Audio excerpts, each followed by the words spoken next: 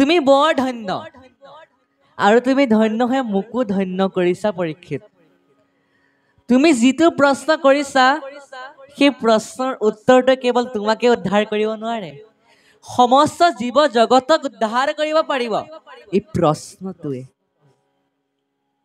প্ৰথম স্কন্ধৰ মংগলাচৰণত কৈছে সমস্ত জগতক উদ্ধাৰক যাৰ নাম হেনয় কৃষ্ণক কৰো সহস্ৰ প্ৰণাম যিজন ঈশ্বৰ কৃষ্ণৰ নাম ললে নেকি সমস্ত জীৱ জগতে উদ্ধাৰ হয় কেৱল এজন ব্যক্তি উদ্ধাৰ নহয়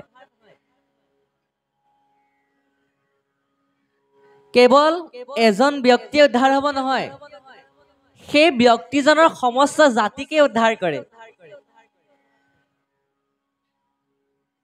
সেইকাৰণে শুকদেৱে কৈছে সমস্ত জীৱ জগতে উদ্ধাৰ হ'ব পাৰিব এই প্ৰশ্নৰ উত্তৰটো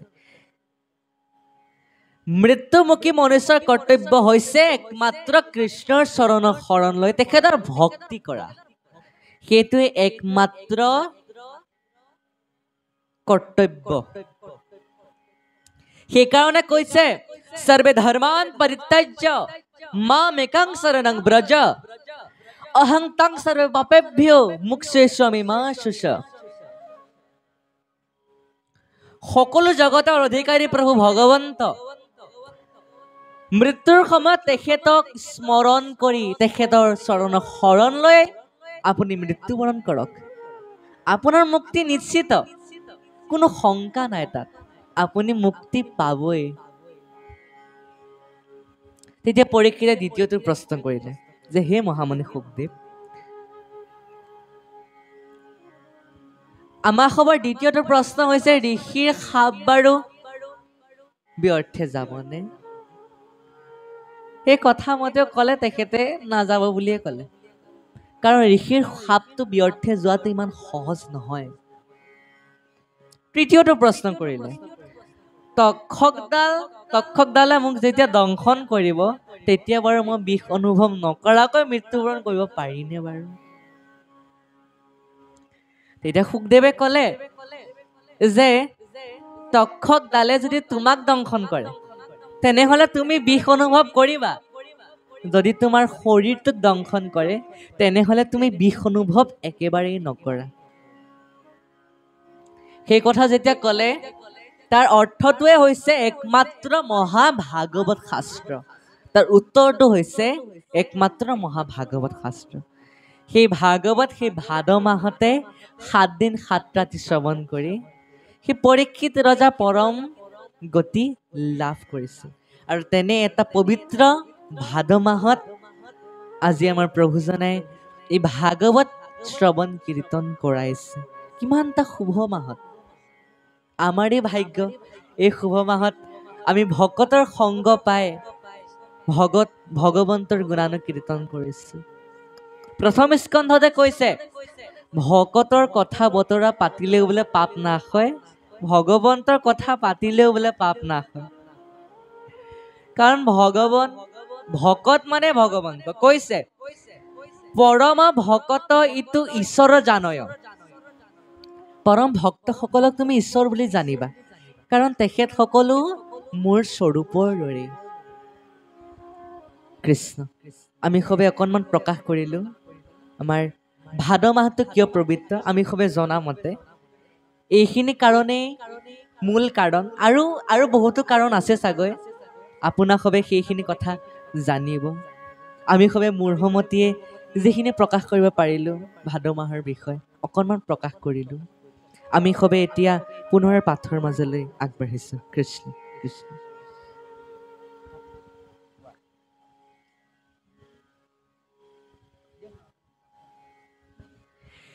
হে ৰাম ৰাম অনকৰে পুন পৰ বুদ্ধি ধন বিত্তে সমস্তৰে একে আত্মা জানে যিটো চিত্তে সকলো লোকতে সম ভাবনিরূপম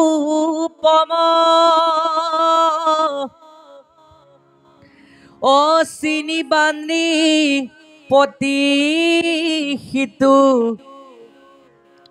ভকত উত্তম ও একে নিমিষাধু যদি এরে হরি পদে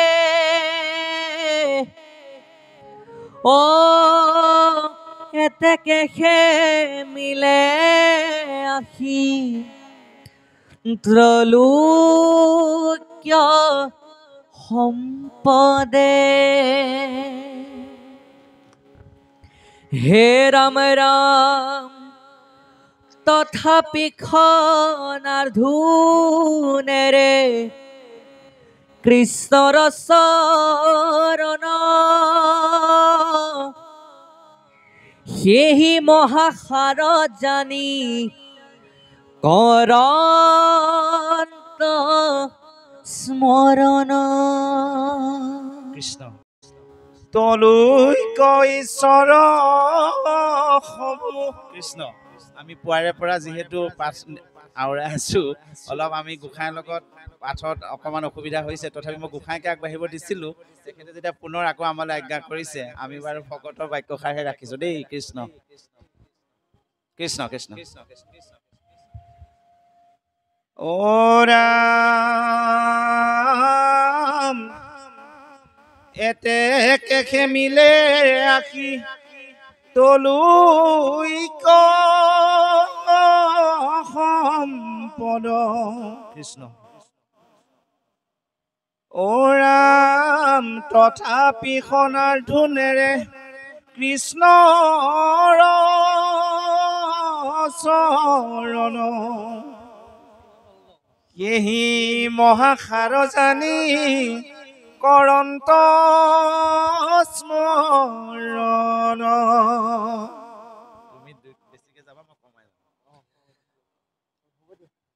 ও ৰাম তলৈক ঈশ্বৰ সবু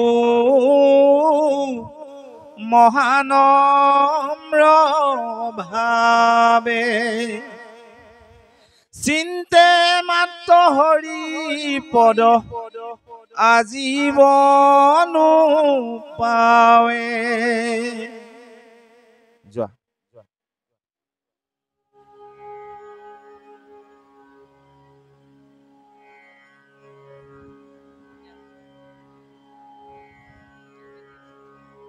ও ৰাম এতেকে জানিছে তুচ্ছ তলৈক সম্প্ৰতি এহি বুলি নেৰে কৃষ্ণ চৰণে ভকতি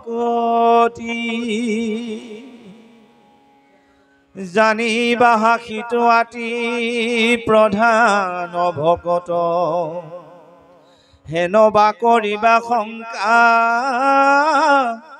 নিপতি মনত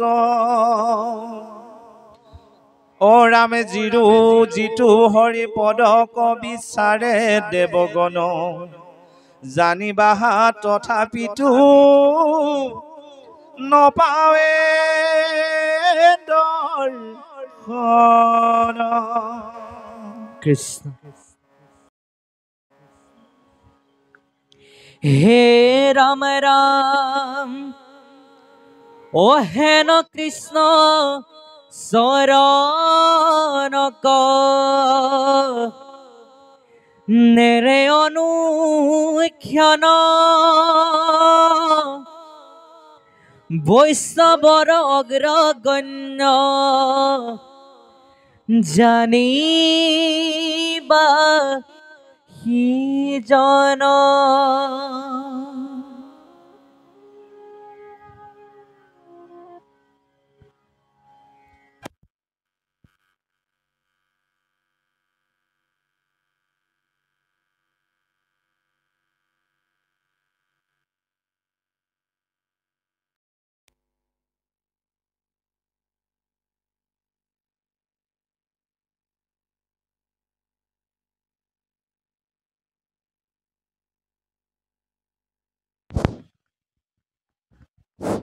কৃষ্ণ আমি সাধিৰা বামজনাক আসন অলংকৃত কৰিবলৈ সেৱা ধৰিছো কৃষ্ণ আমাৰ আসলতে সৌভাগ্য উদয় হৈছিল আজি আমি বহু দিনৰ অন্তত আমি আজি আমাৰ গোসাঁইক পাইছিলো কিন্তু আমাৰ কিছু কণ্ঠৰ অসুস্থতাৰ কাৰণে যোৱা ৰাতিও আমাৰ উৰে নিশা অনুষ্ঠানৰ কাৰণে আজি আমাৰ অলপ কণ্ঠ বহিছে সেইকাৰণে আমি সাধিৰাম বাপজনাক পুনৰ আসন অলংকৃত কৰিবলৈ সেৱা ধৰিছো আৰু বাপজনাক পৰৱৰ্তী আগবাঢ়িবলৈ সেৱা ধৰিছো কৃষ্ণ কৃষ্ণ কৃষ্ণ হে ৰাম ৰাম বিষয়ৰ সন্তাপ কামে চলাইবে কামন কিমতে নেৰিবা যিটো কৃষ্ণৰ চৰণ হেনয় হয় যদি কৰা নৰপতি ইহাৰৌ তৰ আবে শুনি সম্প্ৰতি হৰিপদ সেৱা সুখ মনে মিলয় যাৰ বিষয়ৰ তাপ যত নথাকয় তাৰ হে ৰাম ৰাম কৃষ্ণ পাদ পদে মৰ ৰুণ নখ পান্তি ও যাৰ মনে চুৱে তাৰ সুশীতল কান্তি যেন হিম পৰি জুৰাই তাহাৰ হৃদয় আৰু কি হয় বেগ আহি সন্তাপ উদয় যেনৰ চন্দ উদৰে জৰ গুছে কাপ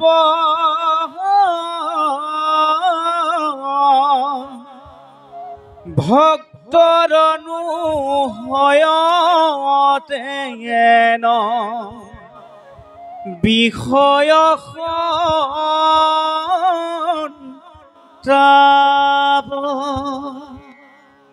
শুনা ৰাজা যেন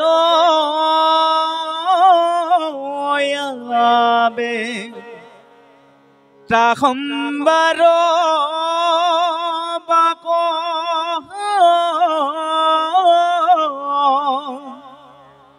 বিষয় লাপ পাপ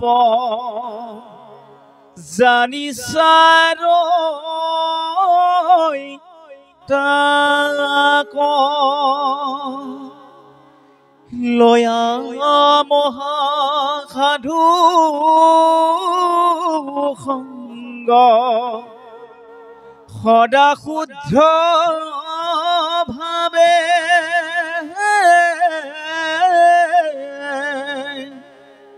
সুখে দুখে মুখে হৰি নাম মাত্ৰ গাৱে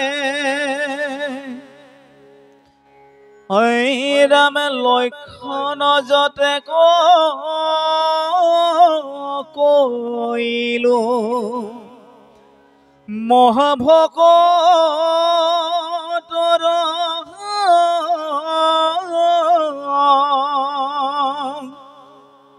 খবাতুই অধিক যিটো জনসাৰাত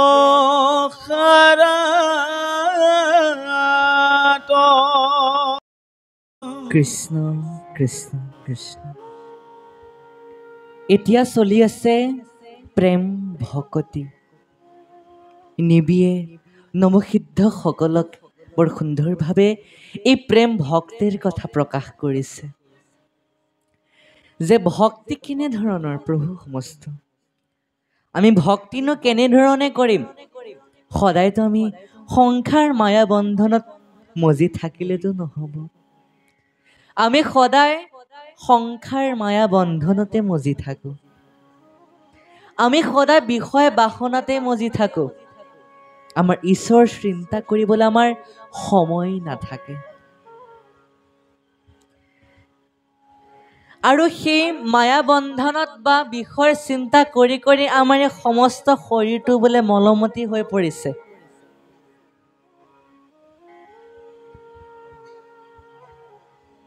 এই সমস্ত শৰীৰটো আমাৰ মলমতি হৈ পৰিছে, শুদ্ধ হৈ থকা নাই, পবিত্ৰ। আমি সদায় ভাবোঁ গা ধুই থাকোঁ যেতিয়া পবিত্ৰ হৈ থাকোঁ আমি। প্ৰথম কথা, আমি গা ধুলে কেতিয়াও পবিত্ৰ নহওঁ। পবিত্ৰ হওঁ কেৱল বাহিৰৰ খিনি। আমি ভিতৰৰ খিনিও পবিত্ৰ কৰিব লাগিব। আমি ভিতৰৰ খিনি কেনেদৰে পবিত্ৰ কৰিম? ভক্তি ভাৱেৰে আমি কৃষ্ণ নাম ল'লেহে আমাৰ মন শুদ্ধি হ'ব। মন শুদ্ধ হোৱা মানেহে আমি কৃষ্ণৰ চৰণত তেতিয়াহে শৰণ ল'ব পাৰিম।